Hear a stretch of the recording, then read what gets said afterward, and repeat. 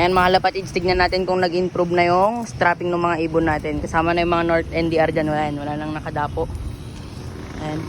So yan, pituan na natin sila. 15 minutes na ronda hapon, okay na yan.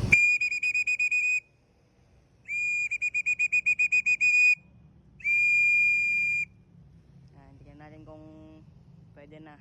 Ito yung isa. Anak na ito, dalawang andito sa loob. Ayan, tignan natin kung nagkuhan na, open pala natin tong trapdoor. Nag-improve na mga kalapatids, so may rekta na talaga sila. Gumana yung ginagawa nating pagbawas ng patuka sa kanila. Ayun o. Yun. Ngayon, lagyan na natin. Bale, dalawang ganito palang nilagay natin eh. Ayan, pangatlo yan.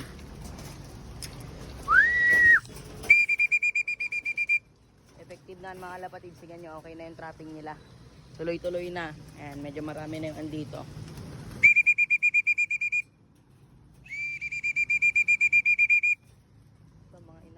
Itong mga andito ay inakay nga.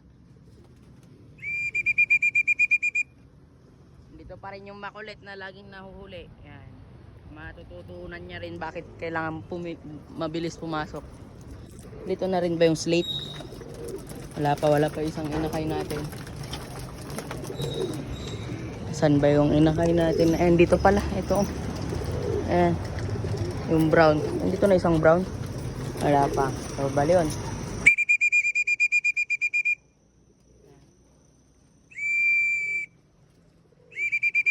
Maunang bababa dyan mga kalapatid. Sula ko lang. Yung brown na inakay, yung pinakabata. Si Bunso. Ayan. So, ayusin natin ito dito. Ayan.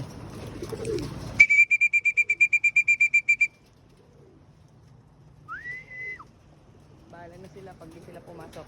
4 lang ibibigay ko sa kanila ngayon para bawas-bawas. 5 pa lang mga kalapatids na ganito. Bale, sa isang ganito kasi 3 eh. Ayan, 3. Bale, nakaka-3 pa lang ako, nakaka-isang ganito. Tapos dagdag pa tayo ng 2 mamaya. Eto, dito na pala sila. Ayun. Tingnan yung inakayo. Medyo, ngayon lang na late na pumasok to. Laging nakakasama sa mga first trapper yan. Mga first trapper, mga first cam. Ayan. Yung 2 na lang. Slate tsaka brown. Makulit talaga yan yung brown dyan. Nadadama yung slate. Bale, nalagay na rin tayo dito. 2 yan kasi may inakay. Ayan.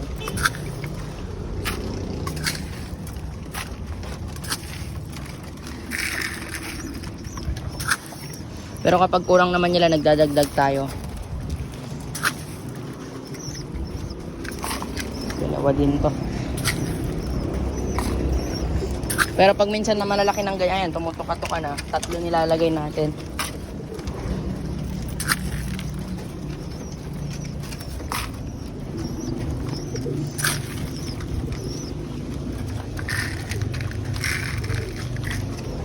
Tapos yung isang pinapa-recover natin, bigyan din natin.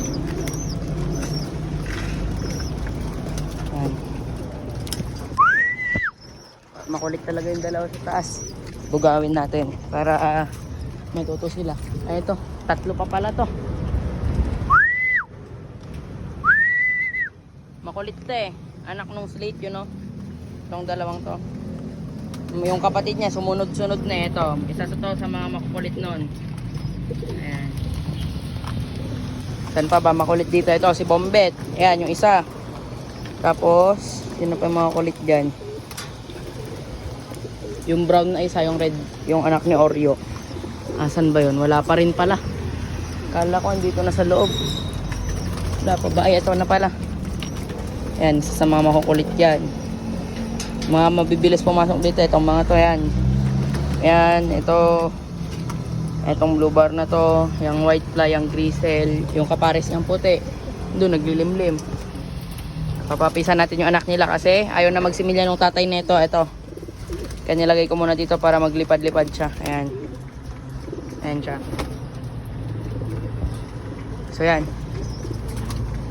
Maglalagay tayo mamaya pagpasok ng mga inakay. Pero kapag ayaw pa rin nila, mga 2 to 5 minutes, bibigay na ako. Gagawin ko na lang sila. Oh, wala pa rin, oh. Ayan, bugaw tayo.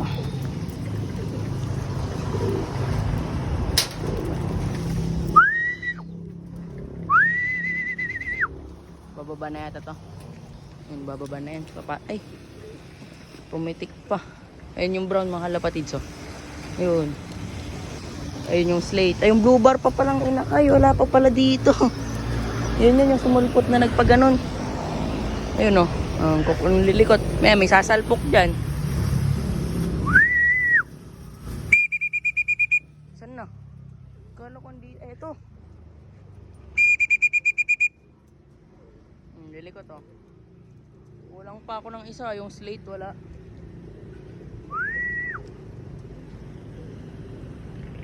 Ayun sila, ang lilikot, oh.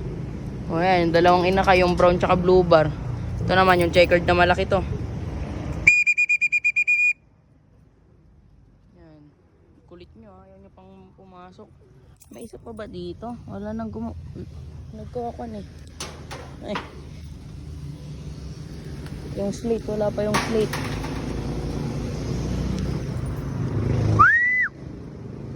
Mukhang salpok na naman isang ibon natin, mga kalapatid.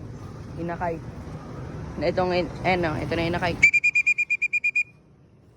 Bababa yan dito. Ayan, bababa na.